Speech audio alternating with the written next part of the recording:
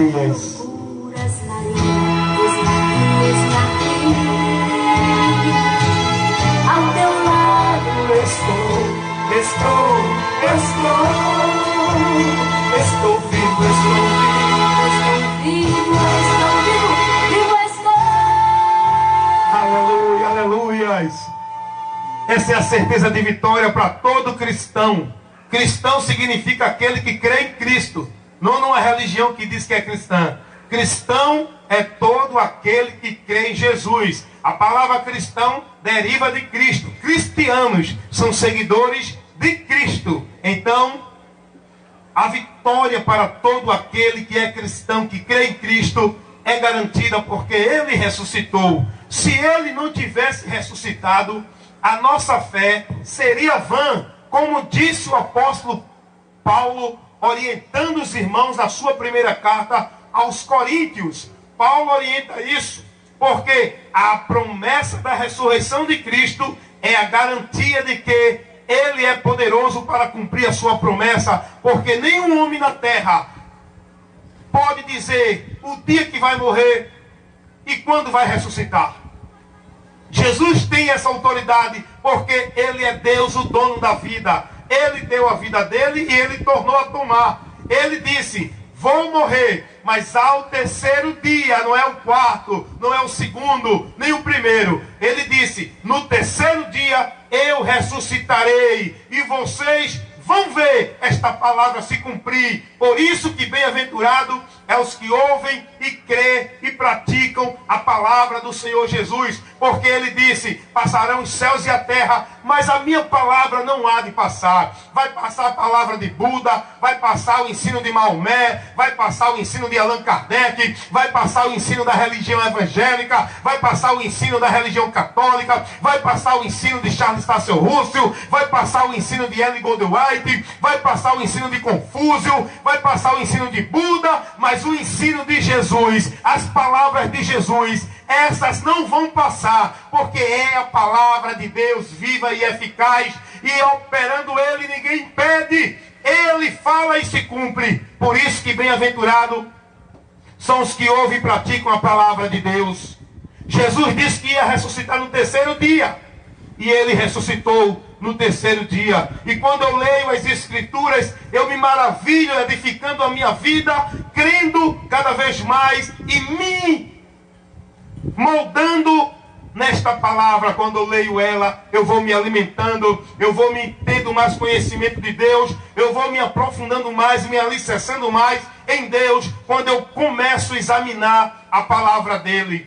Lucas capítulo 24, versículo 1. No primeiro dia da semana, muitos de madrugada foram ao sepulcro de Jesus levar a especiaria. Era um costume dos judeus ir ao túmulo, levar a especiaria para oferecer ali o cadáver do morto. E acharam a pedra removida do sepulcro. E entrando, não acharam o corpo do Senhor Jesus. Acontecendo está elas perplexas. As mulheres que foram, ao túmulo de Jesus estavam perplexas a respeito do que tinha acontecido com o corpo de Jesus. E estando elas muito atemorizadas e abaixando o rosto para o chão, dois homens lhe apareceram e perguntaram a elas: por que buscais aquele que vive dentre os mortos? Não está aqui, mas ressuscitou. Lembra-vos como ele falou, aleluia, estando ele na Galileia?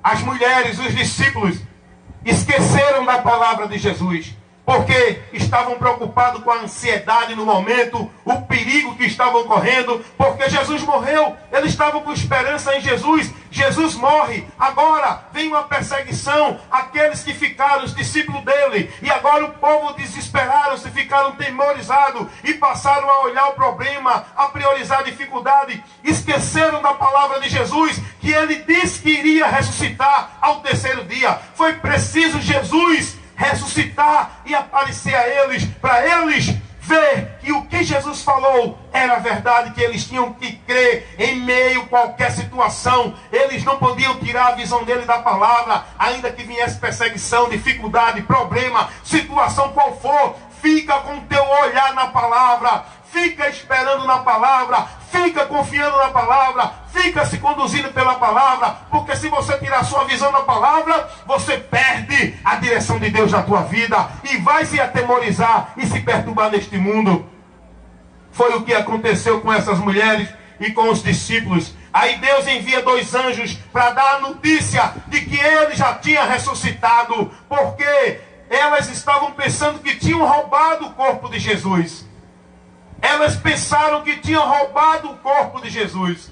Mas Jesus disse que ressuscitaria ao 3º dia. E naquele sepulcro tinha uma pedra que uma pessoa não poderia movê-la. Não tinha como movê-la. E dentro daquela pedra, ali, junto daquela pedra, os romanos botaram soldados para proteger o túmulo, porque pensavam, os discípulos de Jesus vão roubar o corpo dele e vão dizer que ele ressuscitou. E então os sacerdotes pediram a César que botasse guarda na porta do túmulo, para que essa porta fosse protegida, para que, assim eles pensavam, que os discípulos iam se decepcionar, porque o corpo de Jesus ia estar lá e ele não teria ressuscitado. Mas ele ressuscitou e ele saiu daquele túmulo com seu corpo glorificado, não mais sujeito à matéria. Ele transpôs aquela matéria, aquela pedra, e saiu dali, e a pedra foi removida para que todos vissem que ele não estava ali, mas ressuscitou. Como disse os anjos, ele não está aqui, mas já ressuscitou. Túmulo é lugar de morto. Jesus está vivo. Jesus não é o Senhor morto, carregado pelos homens, dentro desse conceito religioso, aonde está pendurado na cruz ainda, aonde está carregado pelos homens. Esse Senhor morto é o Senhor derrotado, é o Senhor fracassado, porque o nosso Senhor Jesus Cristo, ele é o Deus vivo, ele é o Senhor vivo, ele ressuscitou ao 3º dia. Interessante que os discípulos não acreditaram. Foi preciso Jesus aparecer a eles também. Olha o que diz o versículo 9 do capítulo 16 do Evangelho segundo escreveu Marcos. Versículo 9. E Jesus, tendo ressuscitado na manhã do 1º dia, que é o domingo, 1º dia da semana, apareceu primeiro a Maria Madalena, da qual ele tinha expulsado 7 demônios, porque Maria Madalena vivia dentro da prostituição, carregada de demônios, vendendo o seu corpo, usando o seu corpo para trazer os homens à sedução, para entrar dentro de uma vida maldita de prostituição, porque os demônios trabalham para levar você a viver prática que faz você estar em abominação diante dos olhos de Deus, que faz você sofrer o juízo diante dos olhos de Deus. É o que o diabo tem feito na vida de muitos homens hoje aqui na terra, levando as pessoas a viver estilo de vida, a aprovar valores neste mundo que são conduzidos por Satanás, que faz o homem estar em maldição diante de Deus, vivendo práticas abomináveis que Deus abomina, e o que viver, se não se arrepender, vai sofrer a condenação. Então, o texto diz que Maria Madalena foi liberta de 7 demônios que oprimia ela para aquela vida de prostituição. A gente conhece a história, né? Que Jesus mudou a sentença dela quando ela foi ali sentenciada a um apedrejamento e iria ser morta. E Jesus ali libertou ela daquele juízo e deu a ela uma nova vida. É isso que Jesus quer fazer na sua vida. Ele quer libertar você do juízo que está sobre você e te dar uma nova vida. Foi o que ele fez com esta mulher, Maria Madalena, que levaram até a ele, para ele decidir o que ela merecia, porque foi pega em adultério. Jesus libertou Maria Madalena e ela passou a ser uma serva de Deus. Ela não passou mais a viver a prostituição, viver o sexo ilícito, viver oferecer o seu corpo, vivendo, se deixando viver a abominação diante de Deus. Maria Madalena tornou-se uma serva de Deus e passou a servir ao Senhor Jesus, até com seus cabelos enxugava os pés de Jesus. Maria Madalena dedicou sua vida a Cristo e por isso Jesus apareceu primeiramente a ela. Não foi a Maria, mãe dele, como homem. Jesus apareceu primeiro a Maria Madalena depois que ressuscitou. E diz o texto, Marcos 16, verso 9. Jesus, tendo ressuscitado na manhã do do primeiro dia da semana, apareceu primeiro a Maria Madalena, da qual tinha expulsado 7 demônios. Eu não sei quantos demônios eu tinha quando vivia no mundo, mas eu sei que era muito, viu? Porque a investida na minha vida, na minha mente, o que eu vivia, era muito demônio dominando o meu corpo, minha mente, me conduzindo para a maldição. Mas graças a Deus, Jesus me libertou. Maria Madalena tinha 7. Eu acho que eu tinha uns 20 carregados sobre mim, dominando minha mente. Então, o versículo 10 diz assim: e partindo ela, anunciou àqueles que tinham estado com ele, aos discípulos. E ouvindo eles o que tinha acontecido, visto por ela, não creram.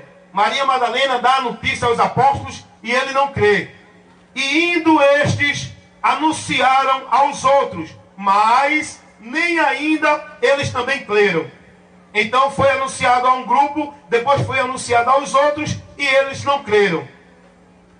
Nem ainda este creram. Finalmente, Jesus aparece aos 11 apóstolos, porque Judas já tinha morrido. Era 12, Judas morreu, Judas se desviou, deu lugar ao diabo e ficaram 11 que continuaram seguindo a Jesus. E diz assim, versículo 14: finalmente Jesus aparece aos 11, estando eles assentados juntamente, e lançou-lhes em rosto a sua incredulidade e dureza de coração, por não haver crido nos que tinham visto ele já ressuscitado.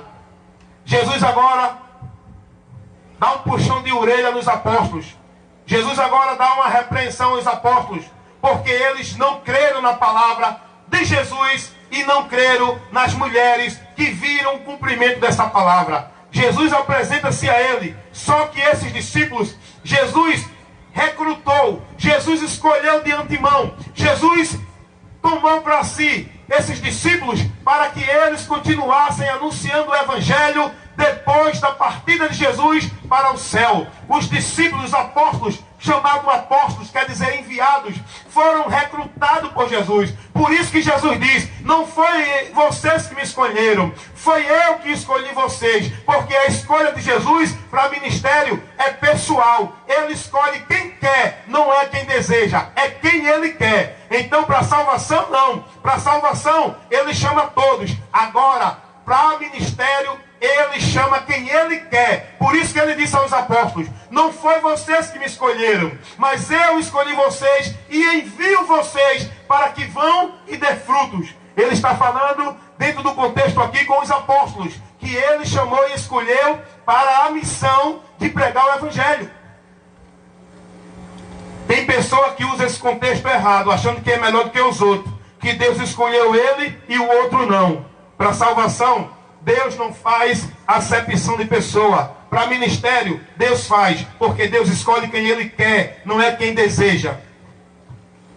Agora Jesus, depois de dar essa repreensão, no versículo 15 do capítulo 16 de Marcos, Jesus ortoga aos seus discípulos, aos 11, a ordem de pregar o evangelho. Ele diz assim: e disse-lhe Jesus: ide por todo o mundo, pregai o evangelho a toda criatura.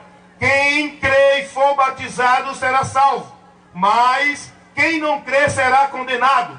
Esse batismo aqui, muitos interpretam como um batismo na água. Esse batismo aqui é com o Espírito Santo. O homem que crê em Jesus, ele recebe o Espírito Santo para a sua justificação e possessão de Deus. Esse é o batismo que Jesus fala aqui. Quem crê e for batizado. Não é o batismo dentro da cerimônia pública que as igrejas fazem. Porque tem gente pregando isso, dizendo que o homem só é salvo se for batizado. Olha, você pode ser batizado dentro do seu ministério. Tem ter carteira de membro, ser escravo das devoções do seu ministério. Se você não crê em Jesus, você não será salvo. Salvação não é para quem vive dentro de um ritual ou dentro de uma religião. Salvação é para quem crê em Jesus, porque esse batismo só recebe quem crê em Jesus, porque é o que Jesus disse lá em João 7, 38 e o 39.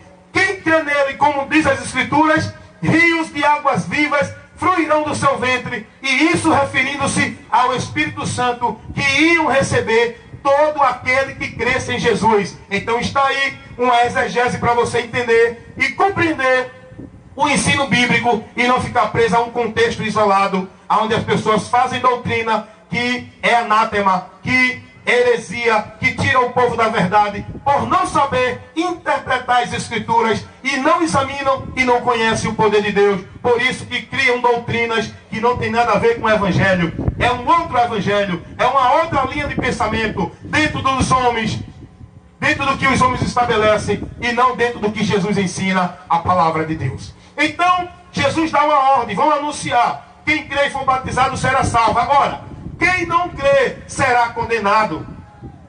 Nós pregamos muito a palavra de Deus para as pessoas, esquecemos de falar as verdades.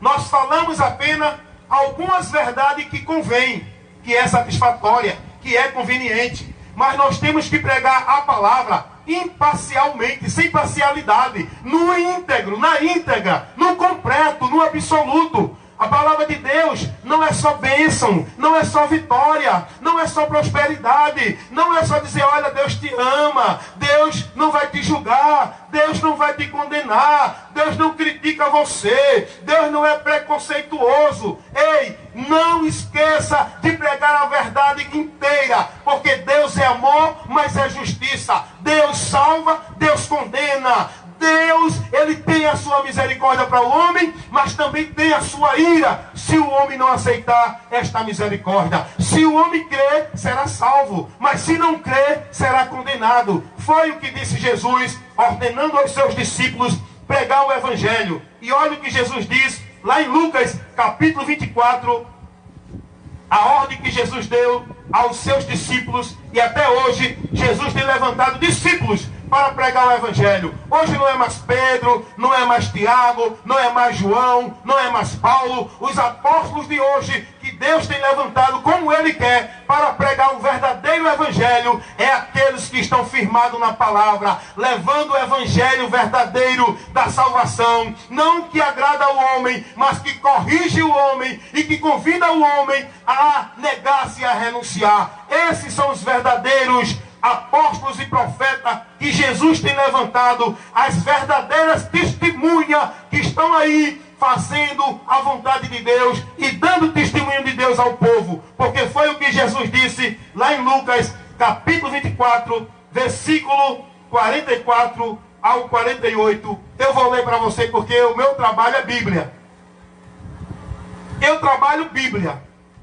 Eu não trabalho meu entendimento, que eu acho, que eu penso que é conveniente para mim entender. Eu trabalho Bíblia. Eu sou pregador da Bíblia. Eu sou ministro do Evangelho de Cristo. Eu sou chamado para compromisso com o reino de Deus, e não o reino dos homens, nem reinos de religião, nem de denominação. Reino de Deus. E o reino de Deus, o trabalho é esse: pregar a verdade a toda criatura, aonde quer que for. E Jesus diz assim, no versículo 44 do capítulo 24 de Lucas: e disse-lhe Jesus: são estas palavras que vos disse estando ainda convosco, que convinha que o Cristo padecesse tudo que estava escrito na lei de Moisés, nos profetas e nos salmos. Porque a Bíblia é um livro cristocêntrico. O assunto central da Bíblia é Cristo, para o homem olhar para Ele para encontrar salvação. A Bíblia não fala de nenhuma crendice ou nenhuma doutrina secundária. A doutrina principal é Cristo como Salvador do pecador. Essa é a doutrina principal da Bíblia. O Cristo é o centro. A Bíblia é um livro cristocêntrico. Então, no versículo 45, diz assim a palavra de Deus: então abriu-lhes o entendimento para que compreendessem as Escrituras. O que está faltando hoje em muita gente é abrir o entendimento para compreender as Escrituras. Por isso que tem muita gente criando doutrinas anátemas, vivendo doutrina de demônios, sendo escrava do pecado, sendo escrava de religião, sendo negócio de homem, vivendo heresia, apostatando-se da fé, porque a sua mente está privada da verdade, porque falta o entendimento da verdade de Deus. E o apóstolo e a palavra de Deus diz aqui que Jesus, falando aos apóstolos, abriu o entendimento deles para que eles compreendessem as Escrituras, porque o Deus desse século cegou o entendimento dos incrédulos para que não resplandeça-lhe a luz do Evangelho da glória de Cristo. Por isso que tem muita gente aí que tem a Bíblia, mas está crendo em outro caminho, está crendo em outro alvo, está vivendo, sendo servo de outras coisas e não vivendo uma vida cristocêntrica, onde Cristo é o centro da sua fé, da sua obediência, da sua esperança, da sua firmeza, da sua salvação. As pessoas estão vivendo crendo em outros alvos, porque a mente está fechada para as Escrituras. Mas nessa noite, a exposição da palavra de Deus dá luz e entendimento aos simples. A luz de Deus vai abrir-te o entendimento nesta noite. Jesus diz assim: e disse-lhe Jesus, assim está escrito, e assim convinha, que o Cristo padecesse e ao terceiro dia ressuscitasse dos mortos. Jesus citou a Bíblia para os discípulos. Jesus chamou os discípulos para olhar para a palavra, a qual falava dele. E diz o texto 47 do capítulo 24 de Lucas, o versículo 47 diz assim: e em seu nome se pregue o arrependimento e a remissão de pecados em todas as nações, começando por Jerusalém. Qual foi a ordem que Jesus deu aos seus discípulos? Para se pregar o Evangelho. Qual é a mensagem do Evangelho? Arrependimento de pecado em Jesus, para receber o perdão de Deus.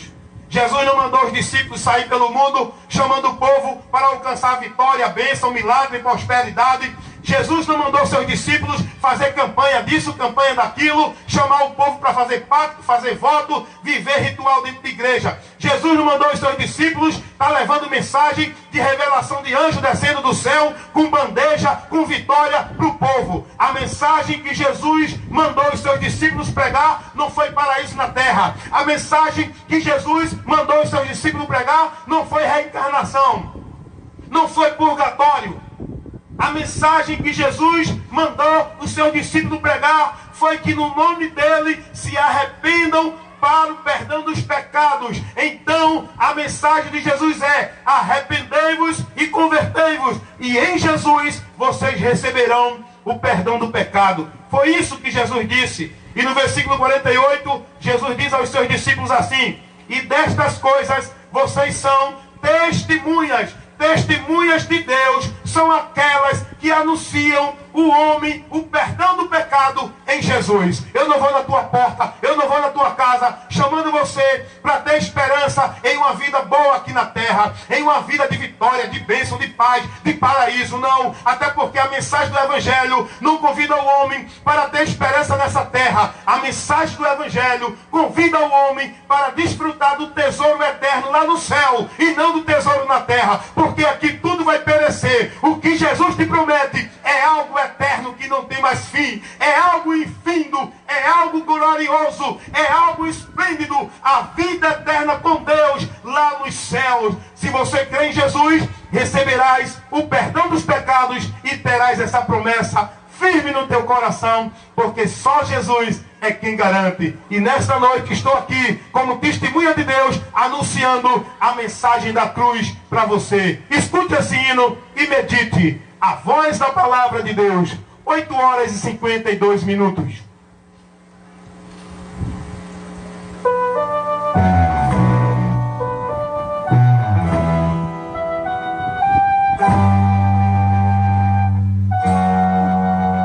Silêncio fazia no jardim quando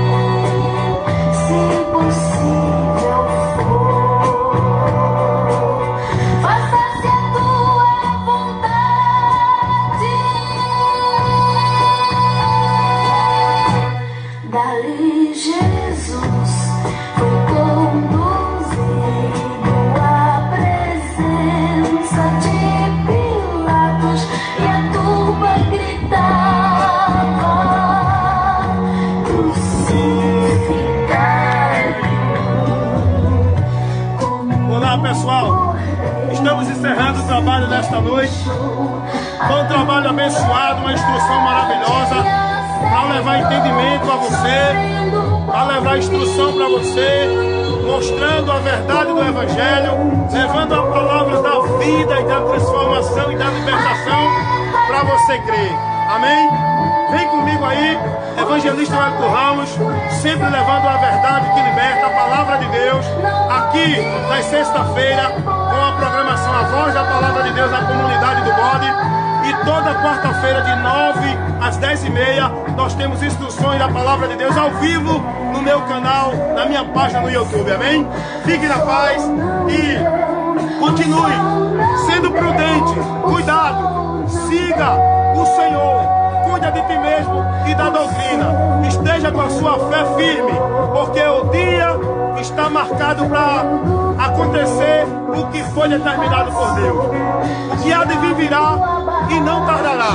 Bem-aventurado aqueles que permanecem confiantes no Senhor. Quem perseverar até o fim será salvo. Guarda o que tu tens, para que ninguém tomes a tua coroa, porque a tua coroa tu irás receber a qualquer momento. Jesus está voltando. Fique na paz em nome de Jesus.